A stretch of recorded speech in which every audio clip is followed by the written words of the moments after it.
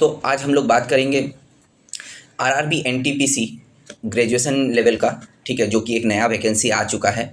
और इसके हम लोग पूरे डिटेल में इसका एनालिसिस करेंगे, इसके वैकेंसीज के बारे में जानेंगे, इसके एज लिमिट कितना है, कौन कौन इसे फिलअप कर सकता है। ओके, लास्ट डेट इसका क्या होने वाला है, क्या क्वालिफिकेशन रहेगी, एग्ज़ाम डेट, इसका पैटर्न और प्रिपरेशन का जो स्ट्रेटेजी है उसे भी हम लोग अच्छी तरीके से देखेंगे। ठीक है, तो देखते हैं कि टोटल जो वैकेंसीज़ हैं वो हमारे पास इस बार की जो वैकेंसीज़ है, ठीक है, बहुत ज़्यादा तो नहीं है, लेकिन जो भी है अब ठीक ठाक है, जितना दिया है उसी में आपको चलाना पड़ेगा काम। और आगे देखते हैं, अगर ये वैकेंसीज़ बढ़ती है तो बहुत अच्छी बात है, अगर वैसा कोई न्यूज़ मिलता है तो मैं आपके साथ ज़रूर साझा करूँगा। इसके लिए आप हमारे चैनल को सब्सक्राइब करके रखे रहें ताकि पल पल की अपडेट आपको मिलती रहे। तो आप जैसा कि देख सकते हैं कि इसका जो टोटल वैकेंसी इस बार आरआरबी ने जारी किया है वो है 5810, ठीक है, 5810 वैकेंसीज इन्होंने जारी किया है। और किस किस पोस्ट के लिए कितनी वैकेंसीज हैं आप देख सकते हैं। और जिसका पे लेवल रहने वाला है वो 6 लेवल का रहने वाला है, ठीक है। चीफ कमर्शियल कम टिकट सुपरवाइज़र, ओके, इसके आपके 161 वैकेंसीज देखने को मिल रहे हैं, ठीक है। स्टेशन मास्टर के मोटा मोटी अच्छे खासे ही वैकेंसी है, 615 वैकेंसीज हैं, ठीक है। मैं इसे बहुत ज़्यादा तो नहीं कहूँगा, लेकिन जैसा कि 2024 में भी वैकेंसीज निकली थी, अब इस बार भी निकला है, तो आप देख पाएंगे कि एएलपी जेई हर एक जितने भी वैकेंसीज निकले सब में ही थोड़े कम कम निकले हैं, तो इसका भी सेम हाल है, ठीक है। गुड्स ट्रेन मैनेजर का आप देख सकते हो 3416 वैकेंसी है, जो कि बहुत अच्छी खासी वैकेंसी है।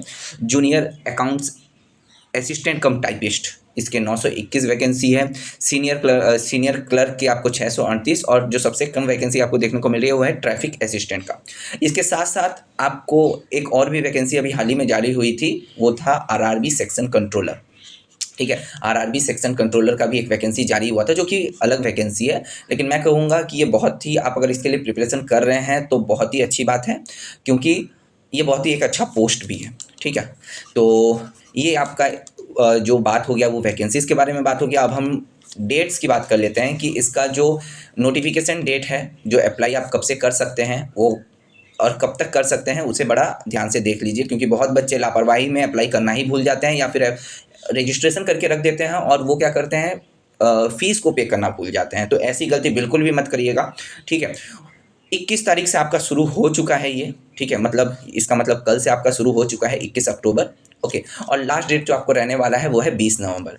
तो आप ये मत सोचिएगा कि 1 मंथ का टाइम है तो मैं आराम से करूँगा, ये ऐसी गलती में बिल्कुल मत रहिएगा, क्योंकि बहुत बच्चे ऐसे भी हैं जो लास्ट के 3-4 दिनों में अप्लाई करने की कोशिश करते हैं और उनका साइट ही ओपन नहीं होता, इतना लोड रहता है, जिसके वजह से आप ये गलती बिल्कुल भी मत कीजिएगा, ठीक है।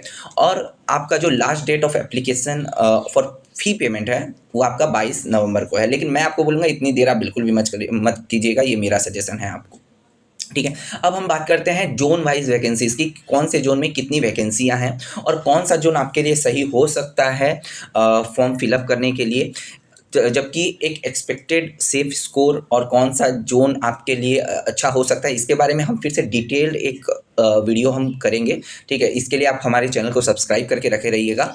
लेकिन अभी के लिए मैं अगर बात करूं तो आप यहाँ पे जोन वाइज वैकेंसीज देख सकते हैं कि सबसे ज़्यादा जो वैकेंसी इस बार निकला है वो बिलासपुर जोन से है, जो कि 864 वैकेंसियाँ हैं। और यूआर में आप देख सकते हैं 350, SC वो 126, 64 ST और OBC 236 और 88 EWS। हर कैटेगरी और हर जोन की आपको डिटेल वाइज वैकेंसी आपको यहाँ पे देखने को मिल जाएगी, ठीक है। जो सबसे ज़्यादा है वो बिलासपुर जोन से है। उसके बाद कोलकाता का भी आप देख सकते हैं, कोलकाता में भी अच्छी खासी वैकेंसी है, 685। और कोलकाता में वैसे भी आपका जो कंपटीशन रहता है वो थोड़ा ज़्यादा रहता है, कोलकाता, मुंबई, सिकंदराबाद, ठीक है, ऐसे पटना में भी बहुत अच्छी खासी कट ऑफ जाती है, ठीक है। तो ये कुछ कुछ जोन्स हैं जो कि पहले से ही ऐसा माना गया है कि इनको रेड जोन माना गया है, ठीक है, इनको रेड जोन माना गया है। और कभी कभी बच्चे क्या करते हैं, जहाँ पे ज़्यादा वैकेंसीज होती है वहाँ से ज़्यादा फिलअप करते हैं, जिसकी वजह से वो जोन रेड जोन बन जाता है, क्योंकि वहाँ कंपटीशन भी बहुत ज़्यादा आ जाता है। और कहीं कहीं जो वैकेंसीज कहीं कम देखने को मिलती है वहाँ पे बच्चे कम फिलअप करते हैं, और कभी कभी ऐसा देखने को मिलता है कि उसका कट ऑफ भी कम चला जाता है, ठीक है। तो इसलिए इस चीज़ को अच्छे से जानना कि कौन सा सही मायने में रेड जोन है, कौन सा सेफ जोन है, इस पे हम डिटेल में कभी बात करेंगे दूसरे वीडियो में। लेकिन अभी के लिए आपके पास जो वैकेंसीज़ हैं आप इसे बहुत अच्छे से देख सकते हैं और अपना डिसीजन ले सकते हैं कि आपको किस जोन से फिलअप करना है, ओके। फिर मैं बात करता हूँ आपके एग्ज़ाम डेट की बात हो गई। उसके बाद हमारी जो भी ये है एग्ज़ाम पैटर्न जो है, ठीक है जी। अब मैं एग्ज़ाम पैटर्न की बात करता हूँ, ठीक है। लास्ट डेट आपको पता चल गया। एज लिमिट जो रहने वाली है, इसकी एज लिमिट 18 से 33 साल तक एज लिमिट रहने वाली है। ये मैं बात कर रहा हूँ यूआर कैटेगरी की। अगर आप यूआर कैटेगरी से हैं तो 33 ईयर्स आपके लास्ट है। अगर आप ओबीसी से हैं, अगर आप ओबीसी से हैं तो यहाँ पे आप 3 साल और जोड़ लीजिए तो आपका 36 ईयर्स हो जाएगा। और अगर आप एससी या फिर एसटी से हैं तो यहाँ पे 5 साल जोड़ लीजिए, 38 ईयर्स हो जाएगा, ठीक है। तो ये आपका कैटेगरी वाइज और यूआर और ईडब्ल्यूएस इन दोनों का आपका क्या रहने वाला है, 33 ईयर्स, ओके। तो ER, EWS, OBC, SC, ST आपको सबके एज लिमिट के बारे में आपको पता चल गया है। लास्ट डेट का भी आपको पता चल गया है जो कि है 20 नवंबर को आपका लास्ट डेट है, ठीक है। क्वालिफिकेशन की बात बोलूँ तो एनी ग्रेजुएट इसे फिलअप कर सकते हैं। एनी ग्रेजुएट, आप कहीं किसी से भी आपने ग्रेजुएट किया हो, एनी ग्रेजुएट इसको फिलअप कर सकते हैं, ठीक है। पैटर्न की मैं अगर बात करता हूँ पैटर्न की, तो पहले हम इसके पैटर्न को जान लेते हैं। एग्ज़ाम देने से पहले उसके पैटर्न को जान लेना बहुत ज़रूरी है, क्योंकि जो नए बच्चे हैं अगर उनको पैटर्न नहीं पता तो वो बहुत कुछ। आपको पता होगा कि आरआरबी में इंग्लिश नहीं होता, ये इंग्लिश इनका नहीं होता, ओके। और जो 3 सब्जेक्ट पर ये एग्ज़ाम लेते हैं वो होता है रीजनिंग, ओके, रीजनिंग होता है। उसके बाद मैथ्स होता है, उसके बाद आपका क्या आता है, जीके जीएस आता है, ओके, जीके जीएस आता है। इन 3 चीज़ पर ही इनका एग्ज़ाम होता है। और और मैं आपको बता दूं आप रीजनिंग जो होता है वो ठीक ठाक होता है, उतना भी हार्ड लेवल का नहीं होता, ठीक है। मैथ्स भी आपको ठीक ठाक लेवल का ही देखने को मिलेगा। और जीके जीएस में आपको जहाँ पे ध्यान देना है वो करंट अफेयर्स, ठीक है, इंडियन पॉलिटी जो ज़्यादा ध्यान देना है, मैं उस पर बात कर रहा हूँ, इंडियन पॉलिटी। और आपका साइंस जो है, साइंस पे आपको थोड़ा सा ज़्यादा ध्यान देना पड़ेगा, ठीक है। ये 3 चीज़ से यहाँ पे ज़्यादा बात किया जाता है, ठीक है। तो ये हो गया आपका एग्ज़ाम पैटर्न, ठीक है। अब हम लोग बात करते हैं इसके एक्सपेक्टेड एग्ज़ाम डेट की। एक्सपेक्टेड एग्ज़ाम डेट की अगर मैं बात करूँ तो पहले तो मैं आपको एग्ज़ाम डेट, ठीक है। तो पहले तो मैं आपको ये बता दूं, तो इसके लिए मुझे प्रीवियस ईयर का रेफरेंस लेना पड़ेगा, ठीक है। प्रीवियस ईयर में जो एग्ज़ाम हुआ था, आपको पता होगा 2024 में जब एनटीपीसी की जो वैकेंसी निकली थी वो आपका 14 सितंबर से 14 अक्टूबर तक था, ओके। 14 अक्टूबर उसका लास्ट डेट था, 14 सितंबर से एग्ज़ाम का जो फॉर्म फिलअप का डेट शुरू हुआ था। और इसका जो एग्ज़ाम डेट 2024 में था वो था आपका 5 जून से 23 जून।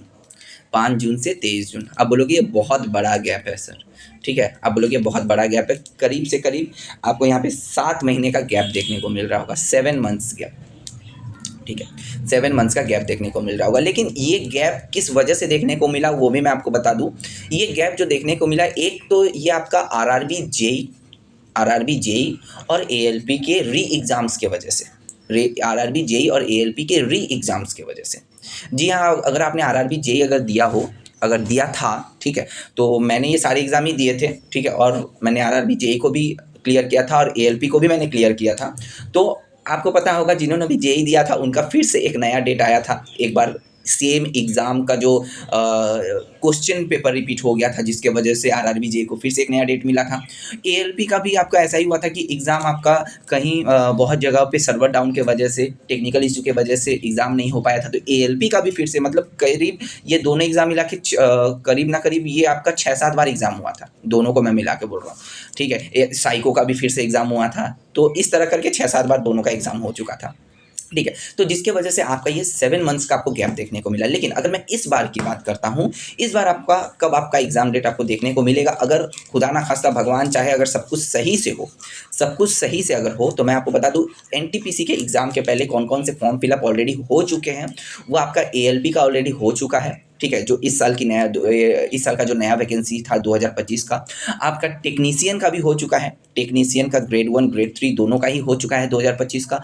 एक आपका पैरामेडिकल का हो चुका है। तो कहीं ना कहीं ये 3 एग्ज़ाम तो आपको पहले ही देखने को मिलेंगे। फिर अभी जो आपका एक एग्ज़ाम होने का बात चल रहा है वो है आरआरबी ग्रुप डी, ठीक है, जहाँ पर अभी आपको पता है कि कोर्ट केस चल रहा है सब कुछ। और 17 नवंबर से ये सुनने को आ रहा है कि 17 नवंबर से आपको एग्ज़ाम देखने को मिलेगा। अभी ये 17 नवंबर को होगा या नहीं होगा इस बात का तो अभी भी पुष्टि नहीं हुआ है सही से, क्योंकि इसके ऊपर कोर्ट केस चल रहा है। लेकिन अगर ये थोड़ा लेट भी हुआ तो ज़्यादा से ज़्यादा आपको दिसंबर में देखने को मिलेगा आरआरबी ग्रुप डी का एग्ज़ाम। तो और ये अगर सही टाइम पे हो गया तो भाई ग्रुप डी में तो इतने बच्चे फॉर्म फिलअप करते हैं, तो करीब करीब 1 महीना तक तो ये चलेगा मिनिमम, मैं बोल रहा हूँ, उससे ज़्यादा भी चल सकता है। पिछले बार जब हुआ था तो वो 2-3 महीने चल रहे थे, ठीक है, 2-3 महीने चल रहे थे। तो अगर मैं बोलूँ तो इसका तो मिनिमम 1.5 से 2 महीना तो चलेगा ही, ठीक है। तो अगर 1.5-2 महीना चले तो जनवरी तक तो भाई आरआरबी ग्रुप डी तो खुद वो अपना पूरा सेंटर को कब्जा करके बैठा होगा। फिर आपका एएलपी का एग्ज़ाम आएगा, ठीक है, फिर आपका टेक्नीशियन का एग्ज़ाम आएगा, फिर पैरामेडिकल्स का एग्ज़ाम आएगा। तो करीब इन 3 एग्ज़ाम को करने में मैं मोटा-मोटी चल के पकड़ के चलता हूँ 3 महीने तो ये लगेंगे। 3 महीने तो ये 3 एग्ज़ाम लेंगे और 2 महीने के करीब आपका आप ग्रुप डी लेगा। तो 5 महीने के पहले-पहले तो एनटीपीसी ग्रेजुएट लेवल का एग्ज़ाम होगा ऐसा मुझे भी नहीं लगता, ठीक है। तो कहीं न कहीं इसका जो एग्ज़ाम आपको देखने को मिलेगा वो कहीं न कहीं आपको अप्रैल के महीने में आपको देखने को मिलेगा। मैं इसे फ्रेश से लिख देता हूँ, मैं इसे फ्रेश लिख देता हूँ। 2025 का जो एनटीपीसी ग्रेजुएट का जो एग्ज़ाम एक्सपेक्टेड एग्ज़ाम डेट है, एनटीपीसी ग्रेजुएट लेवल का एक्सपेक्टेड एग्ज़ाम जो डेट है वो आपको कहीं न कहीं अप्रैल मंथ में आपको देखने को मिलेगा। अप्रैल मंथ, उससे पहले तो मुझे कहीं पर भी ये कुछ भी कोई आशंका नहीं नज़र आ रही कि ऐसा कुछ होगा, कोई भी मुझे आशंका नहीं है इसमें। अप्रैल में ही आपको देखने को मिलेगा। तो करीब-करीब आपके पास 5 महीने के तो हाथ में आपके वक़्त है। 5 महीने का वक़्त है और मैं कहता हूँ 5 महीने का वक़्त बहुत अच्छा होता है, बहुत ज़्यादा होता है, ठीक है। अब आपको कितना सेफ़ इसको लाना होगा, ठीक है, इसके बारे में है मैं एक डिटेल्ड वीडियो बनाऊँगा जो कि इसके बाद होगा। तो मैं एक डिटेल्ड वीडियो बनाऊँगा कि आपके लिए कितना स्कोर सेफ़ रहेगा, प्रीवियस ईयर कितनी मेरी कट ऑफ थी, उस हिसाब से इस बार की कितनी कट ऑफ जा सकती है, इस पे हम एक डिटेल्ड वीडियो बनाएँगे।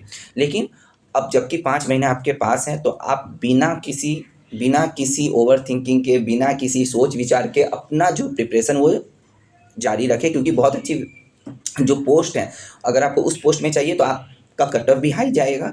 तो इसके लिए आपको बहुत अच्छे से प्रिपरेशन करनी होगी और प्रिपरेशन अगर आप करना चाहते हैं तो हमारे साथ आप ग्रुप में प्रिपरेशन कर सकते हैं और इसके लिए आपको हमारे चैनल को सब्सक्राइब करना होगा, क्योंकि ग्रुप में हम इसी चैनल पे अपना सारा जितना भी वीडियोस है वो आप पे डालते रहेंगे। मैथ्स को किस तरीके से एकदम ट्रिक के साथ सॉल्व करना है, जितने भी जीके जीएस को किस तरीके से पढ़ना है, जनरल जो आपका अवेयरनेस, आपका रीजनिंग है, वो वहाँ से कैसे कैसे क्वेश्चन आएंगे और आरआरबी का क्या पैटर्न रहा है, इन सारी चीज़ों का हम इसी चैनल पे डिस्कस करेंगे। तो इसके लिए आप हमारे चैनल को सब्सक्राइब कर दें। अगर आपको ये वीडियो अच्छा लगा है तो लाइक कर दें। तब तक के लिए थैंक यू वेरी मच।